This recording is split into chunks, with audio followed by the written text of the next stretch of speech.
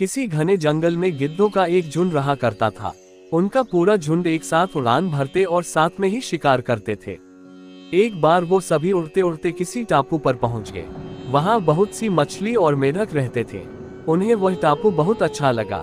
उसके खाने पीने और रहने की सारी सुविधाएं उस टापू पर मौजूद थी। सभी गिद्ध उसी टापू पर रहने लगे। अब उन्हें शिकार के लिए कहीं जाना भी नहीं पड़ता था। सभी बिना किसी मेहनत के भरपेट भोजन करते और उस टापू पर असल में जीवन जीने लगे। उसी झुंड में एक बूढ़ा गिद्ध भी रहता था।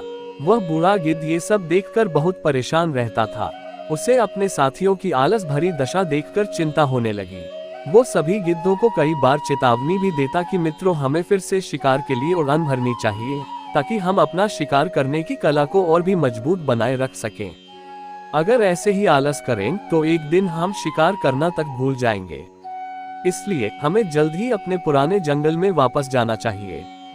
उस बूढ़े गिद्ध की सलाह सुनकर सभी गिद्ध हंसने लगे।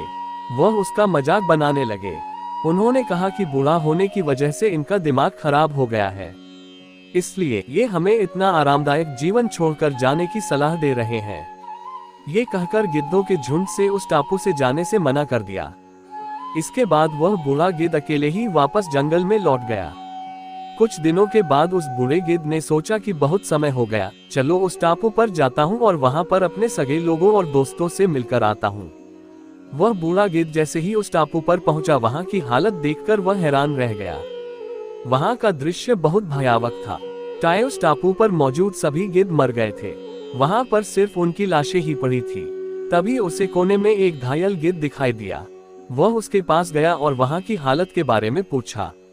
उसने बताया कि कुछ दिन पहले इस टापू पर चीतों का एक झुंड आया था, जिन्होंने उन पर हमला कर दिया और सबको मार दिया। हम लोग बहुत समय से ऊंचा उड़े नहीं थे, तो हम अपनी जान भी नहीं बचा सके। हमारे पंजों में उनसे मुकाबला करने की क्षमता भी कम हो गई थी।